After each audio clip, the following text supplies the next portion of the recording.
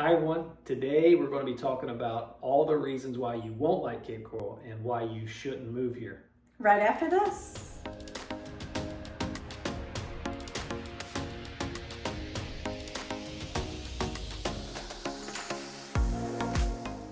Hi everyone, if you're new here, thanks for visiting our channel. If you want to learn all there is to know about living, eating, biking, boating, beaching, scuba diving, Dining, shopping, golfing, buying a home. no matter what it is, you've come to the right place. Just hit that subscribe button below and hit that bell button on the side. And what happens is whenever we put out new content, you will be notified and you'll be able to stay up to date with what's happening in our real estate market. I'm Doug Lugers. I'm Lona Lugers. We're real estate experts in this area and have been for many years, and we've helped many people relocate from all over the world so that they can come here and experience this paradise as well. So in this video, we're going to be talking about all the reasons why you shouldn't move to Cape Coral or why you won't like it. It's a little bit of a different spin because you always see the positivity on all, most channels, but today we want to talk about those reasons why you might not like it. Just so you know, we're being transparent. So the first thing I want to talk to you about is the Florida man, right? So if you actually Google Florida man, it basically says it's people that are crazy and they do crazy stuff that you don't necessarily see in other parts of the country. One of my favorite stories is if you Google it on YouTube, you will actually see this one old guy who jumped in a lake to pull his dog out of an alligator's mouth. That's pretty crazy. I think I would do the same. I love my dogs. Yeah, I'm pretty sure he never dropped his cigar. He had a cigar in his mouth. Never dropped a cigar. I wouldn't do that either, by the way. I wouldn't drop my cigar. So I might be a Florida man. That's just the way it is. But they labeled him Florida man. I don't think he's a Florida man, but they do say there's some crazy people here. And I think that's a good segue into the culture. Let's talk about culture, what people can expect if they move here. Yeah, for sure. So I think if you listen to the media, they paint everyone out to be crazy that lives in Florida just in general, which is not true. But culture. So Cape Coral is a big melting pot, you guys, of people from everywhere. Nationwide, even internationally. Cape Coral has a huge German population. We have a lot of Europeans in Cape Coral. And so what I mean by that is you have a lot of different personality styles to deal with. You have a ton of different driving styles and things like that. So with the culture just kind of being a hodgepodge, it might not be for everybody. Absolutely. That being said, if we move to New York City we consider fast-paced. So if we moved up to New York City, we'd probably have to become fast-paced, right? Sure. So people move down here, I just would warn you that it's a little bit slower pace than what you might be used to. We get a lot of people from New Jersey, a lot of people from New York, and just up in that eastern seaboard area, right? Northeast. So those people, a lot of those people are coming from areas that are fast-paced, and they get here and they're like, oh, it's a little bit slow-paced. On this side, it's slower paced than it is on the Miami side. Mm-hmm. And so some people come to Florida and are like, I want to live in Miami because it's fast paced, right? And then we get people that move from Miami over here because it's too fast paced over there, and vice versa. I think it goes both ways. Sure, and that's really something that you may not know or realize until you get down here and immerse yourself into Cape Coral, right? Absolutely. So if that's not slow paced, is not your thing, you may look elsewhere. I don't think it's that slow, but it is something to consider. Which kind of leads us to the next thing. This is a big thing. So depending on where you're from, you may be used to having good contractors, people that work on your home. No matter, you need to hire people. Let's say a roofer or a flooring installer or whatever it is. Here, it seems like they're all on island time. Yes, there's something about the southern border. When people move to Florida, they tend to be a little bit more laid back on purpose. Like some people could even say that the contractors in Cape, some of them, can be a little lackadaisical because they are on island time. They don't always show up when they're supposed to, and they're not like your good old boy from whatever state you're from that's necessarily going to hook you up and give you a good deal on something. Absolutely. So when you move down, you may have to start over and finding those trusted contacts. Now, our goal would be to introduce you to some really good contractors. We've been here for years and we know some good people, but even those good people sometimes they run kind of like on their own schedule. They tell you how it's going to be. They're not hurting for business down here. The good ones are highly coveted. They're busy. And so that's just the way it is. So we do have a great vendor list, and we would love to share that with you. Absolutely. Well, actually, that's probably a good thing we can put in the comments, or if you guys got questions, you can reach out in the comments and get that vendor list, and we'll be happy to share it with you. Which brings us to our next thing. Another reason why people don't necessarily care for Cape Coral is the code enforcement. Oh, yeah. So what does that mean by code enforcement, right? So you cannot park a truck in your driveway if it has your business information on it. So let's say you have like a regular, Ford or Chevy truck, but it has a wrap on it that contains your business information. You are not allowed to park that in your driveway. And a lot of people get upset about that. We're in a boating community here in Cape Coral, right? A lot of boaters. And an example of code enforcement, you can't park your boat in your driveway. You can't park your boat on the side of your house. You can park your boat in your backyard, I believe. Don't hold me to that, but I believe you can. And so that creates some challenges for some people if you are a boater. So if you're not on the water, that is, and you need your boat, to be close to your home, that's just something you have to deal with, maybe boat storage or whatever. So code enforcement, they don't play around here. If somebody is, being lackadaisical about their home, letting it get out of hand, they'll go on that Facebook page and we'll see people getting reported all the time. So you just something you deal with. Now, a lot of people that move here come from areas that have high code enforcement anyway, so it may not bother you. It may be something that you're used to. But some people that come from like the hills of Kentucky, right? And like they can put anything in their yard they want. If they move down here, they might be a little bit, that has to be something that you get used to. Right, and speaking of yards, so you can't water your grass in Cape Coral anytime that you feel like it. You can only water your grass on certain days. And if you're caught watering on days that you shouldn't be watering on, you will get a ticket for that. You will receive a fine for that. Also, they don't like your grass to get above a certain length. So to me, the code enforcement is a good thing, because I don't want to see people with junk cars parked in their yard. I mean, we live in paradise, guys, and I don't want to see people junk that up. I mean, do I think that there's some things that they're probably a little too extreme with? For sure, like the whole work truck, as long as it's a nice looking truck and it's got your business advertisement on it, I could care less if you park that in your driveway.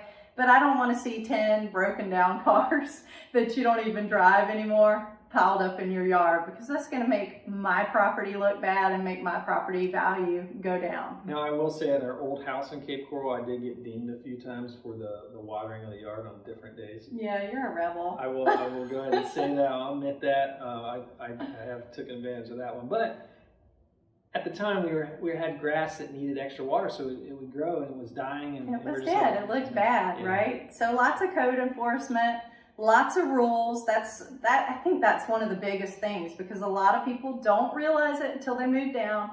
And then once they are already living in the Cape, they're all in the Cape Coral Facebook group bickering and complaining about all the code enforcement and all the rules that go along with Cape Coral. There's a nickname for those people, Karens, right? I don't know. Should I said that? I don't. Anyway, so that's code enforcement rules. Let's talk about traffic. Yeah, so traffic. Cape Coral is the second largest city in Florida, guys. I'm not sure if you realize that or not, because you don't see like tall skyscrapers and stuff in the Cape. But landmass wise, it is a very big city, and it has grown so much, particularly over the last couple years since the pandemic. So we have a lot more people moving into the Cape. We have a lot more homes being built in the Cape, but unfortunately we have not made any new roadways in the Cape. So especially during the period of our high season, say January through April, sometimes January through May, traffic is thick. Yeah. You will see a lot of it. The best thing that you can do is just give yourself a little bit of extra time. If you have somewhere pressing that you have to be, leave early and plan ahead, and then it's not so frustrating, but it certainly can be a point of contention. And that's pretty much everywhere you move to. I mean, when I go back to Kentucky where my family lives, there's a lot of traffic there now too. So it seems like if it's somewhere that a lot of people want to live like Cape Coral, you're going to have a lot of traffic. But I will say this, there's certain areas that have more traffic than others, like your Del Prado. Del Prado is a highly trafficked road. If you're going to go on Del Prado, you're probably going to hit traffic. If you're going to go on Cape Coral Parkway, you're probably going to hit some traffic, especially if you go at that wrong time of the day. Pine Island Road, a lot of traffic. Those areas that I just named, that's also where the shopping and most of the industry is. You know, the things that you need are going to be on those main roads, right? And a lot of people need to take those main roads like Cape Parkway and stuff to get over the bridge because they may live in Cape Coral, but a lot of them, if they work for a big corporation or something like that, commute to Fort Myers. Absolutely. So now that we talked about traffic, let's talk about the weather. What can you expect in Florida? Right? I think a lot of people think they know this, but I want to share our take on the weather. So we live in a hot place in the summer and humid, hot and humid. In the wintertime, it's absolutely gorgeous. It's my favorite place in the wintertime. In January and February, our temps during the day average between 76 and 82 degrees with absolutely no humidity. To me, that is the perfect temperature. You can still go have a beach day. You don't feel like you're melting. Your hair's not frizzy, all of that stuff, right? So I love the winters here. But if you don't like a warmer winter or you're used to a change of seasons, you're not going to get that here. I mean, in Cape Coral, sort of the nickname or hashtag is endless summer because we basically wear shorts and flip-flops year-round. Now, I will say in January and February that when that humidity goes away at night, our temps are about 55 degrees. So again, perfect. 76 to 82 during the day, 55 at night. You can put on a sweatshirt, some jeans, things like that. But in July and August, it is hotter than the gates of hell here. Yeah. It's very sticky, humid. We're currently experiencing a heat wave all over the country, right? And so it's a little bit warmer here. And I will say that even though it is a little bit warmer here, Lona and I were outside last night on the lanai. I was smoking a cigar and having a little bourbon, and it was nice outside last night, but it was right after the rain, right? I mean, I personally don't mind it because I was raised in the South my whole life. I would much rather be hot than be cold and have to deal with those crazy winters and ice storms and stuff like that. So my outlook on that is as long as I have water and I can get in water in July and August, the two hottest months of the year. And we have a pool at our home. We have a boat, so we go boating and beaching a whole lot. And as long as you can get in the water and cool off, you're going to be just fine. Absolutely. And it's still gorgeous even in the summertime. So, you know, it's just like during the day, we do find ourselves sticking inside a lot in the AC. So, so now that the weather. Now next is, you know, a big thing for a lot of people, and that's the bugs. Yeah. We have them all. Yeah. The bugs that I hate the most are the no-see-ums. Now, a lot of it has to do, they say, blood type or whatever. And I must have the sweetest blood type on planet Earth. Yeah. Because one time, me and the family were out on the beach, and we stayed out a little bit past our curfew, apparently, according to the bugs. Because right at sunset, dusk, the no-see-ums come out. If you've never heard of a no-see-um is like a mosquito on steroids, but you can't see these little bastards, okay? So they come out of nowhere and they bit me like crazy. I actually look like, if you've seen the movie, or not the movie, the TV show Survivor, or like where they gotta survive naked and afraid. Oh yeah. Where they get eaten by the bugs. Covered in bug bites. That's what my back looked like. Okay, so if you're out on like Sanibel Beach or whatever at dusk or early in the morning, you will probably feel the no-see-ums eating you. But bug spray will take care of that. You just have to have the bug spray. Don't forget your bug spray. That's right. And we do have mosquitoes too. And the way that a lot of people control the bug situation is they have these big cages around their pools. And that entire area, most lanais here are screened in. So if they want to sit outside and enjoy themselves and not get eaten alive by bugs, they take those precautions to keep them out. Yeah, absolutely. That's what the cage is for. I agree. So next thing is reptiles. This is my least favorite. It's her least favorite because you hate snakes. Right. Just freaking hate snakes. And I'm like, snakes are useful, babe. Leave them alone, right? And they are, by the way. But we have a lot of things here that can get you, right? We have snakes. Yeah. We have alligators and crocodiles. We have sharks in the water. It's not like up in the Midwest, you go to the lake and jump in. Like, if you get in the water here, there's a good chance that a shark's gonna know that you're in the water and decide not to eat you, so don't freak out. It's like I like to say, like, when people move down, they ask about alligators. Like, do you have like a lot of alligators? Like, we don't see alligators a lot. We just don't see them a lot. When you see them every now and then, I like to see alligators personally, but we don't see that many alligators. But no matter where you live, you have hazards and that are kind of unique to your area. And these are some of the things that are unique to our area. Obviously, we have reptiles, but Florida used to be all Everglades. And now the Everglades has shrunk somewhat and it's down south. If you go down south, you'll get to experience all the reptiles you want. You can actually go on hunts and hunt the snakes and stuff like that. So, we forgot about iguanas. We have those too. Iguanas, yeah, you do see a lot more iguanas, and they are considered an invasive species. Yeah. So that's another thing. And they say, watch out for fallen iguanas whenever it gets to a freezing temperature, because they like literally fall out of the trees. They're not. They can knock you out. They're not made for that, right? Right. So that's pretty much the reptiles. We don't think you'll have a problem with them. We've never. It's not something that you see every day. We've never been chased by one or even had a close encounter or anything like that. But if you are considering a move to Cape Coral, it's something that you want to take into account and you want to know about. Yeah, absolutely. Property taxes. So what we get people down here all the time that they're moving here and they ask about property taxes. And our standard answer is, well, it's relative. It's all relative. Taxes for us, when we moved down, we came from Cincinnati, northern Kentucky, and the taxes here are pretty similar on the surface, like per thousand or whatever it is, the mill rate is pretty similar to what it was back then. So for us, it was really no change, except we did get to save money because of what's called the homestead exemption. That's right. So if you claim your residence in Florida as your primary residence, you get to claim what's called homestead exemption, and I think you have to live there more than 50% of the year. And if you do that, then you save some money on your taxes, on your property taxes. Right, and there's different exemptions. It can be a substantial amount of money depending on which exemptions you qualify for.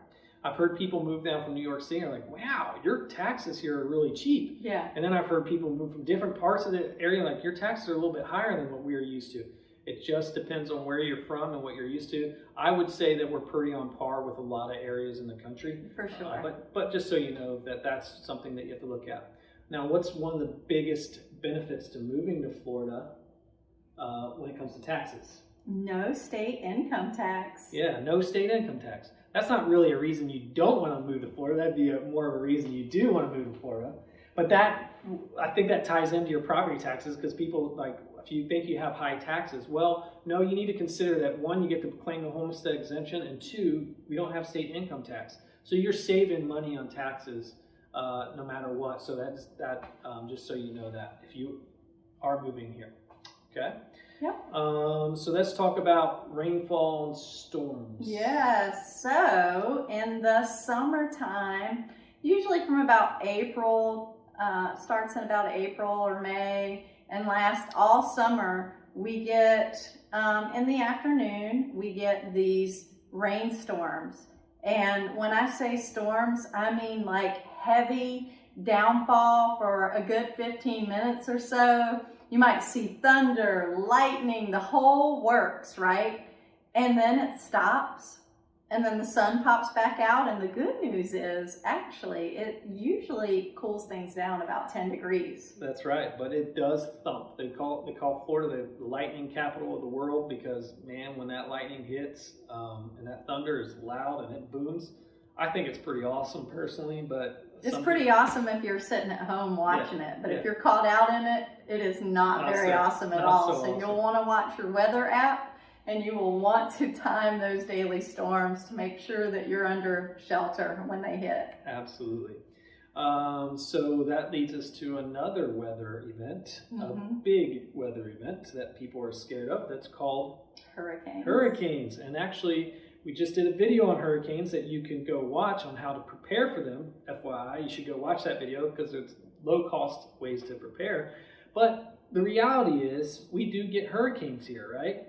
A lot of people are afraid of hurricanes. Mm-hmm. I'm more afraid of tornadoes personally because I feel like you don't get any warning with tornadoes. By the time you know that a tornado's here, it's already ripping the walls down of your house. But with a hurricane is totally different. I grew up in the South. I've lived through many, many hurricanes. I've evacuated. I've not evacuated. And usually get like a whole week's notice before a hurricane hits. So it's not like it's coming in today and it's just going to leave you devastated and in shambles. If you're afraid of that and you don't want to ride it out, you will have plenty of notice to pack up your belongings and get in the car and evacuate. Yeah, that said though, there is the hazard with hurricanes that I will touch on. From the other angle is, it is a hazardous condition. Sure. If you live in like older homes, like if you look at what happened on Mexico Beach, I forget which hurricane, I think Hurricane Michael hit Mexico Beach in the panhandle of Florida, leveled it. A lot of those homes were older homes. Here in our particular area, most homes are built out of concrete block. They're built for hurricanes, more so for hurricanes than just newer homes. So when we get hit, it normally doesn't do as much devastation. Now I will say on the flip side of that is Hurricane Charlie did do devastation to our area up in Punta Gorda, but a lot of those were mobile homes and trailers and homes that weren't built to hurricane codes. So I just don't think now we don't have much to worry about as it relates to hurricanes, which actually kind of takes us to our next point. Insurance. Why is insurance higher here in Florida? Well, because in a lot of other places of the country, you may only need a homeowner's insurance policy. But most of Florida, particularly Cape Coral, since we have more canals here than anywhere else in the world, most of Cape Coral is located in a flood zone. So in addition to your homeowner's insurance premium, you are more than likely going to be paying an annual flood premium too. Yeah. So because of the hazards of hurricanes, the hazards of floods, our insurance is higher. It's just the way it is. But it also gives us a peace of mind if we do get leveled or something happens because of a hurricane, we have the insurance and we're not too worried about that, right? Yeah, and with big storms like that comes flooding, right? Yeah. Cape Coral is a super flat terrain. We don't have hills, we don't have mountains and things like that for the water to run off of. So when a big heavy storm comes in, the rain just kind of sits where it's at. The ground can only absorb so much of that at a time, and then it just starts flooding and rising up. Yep. Now they do build houses up out of the flood zone, and it's all based on the elevation. So that's what insurance is based on. They'll ask for an elevation certificate whenever you buy a home here. And so like our friends, when they built their home, they built it up an extra couple feet so that they didn't have to worry about flood insurance. So every house is different.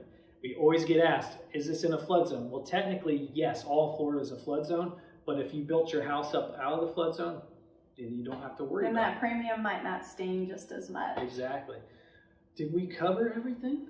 You know, I think we did, but along the lines of what you were just saying. So at the beginning of this, we touched on some of the negative code things in Cape Coral, and you were just mentioning flooding and premiums and things like that. So on a positive side, code is always working hard to establish new guidelines for hurricane proofing windows and doors and building the homes up on better elevation so that your premium and stuff isn't as high. So we'll give code enforcement or codes a little pat on the back for that one. Yeah, that is supposed to protect us, right? Yeah.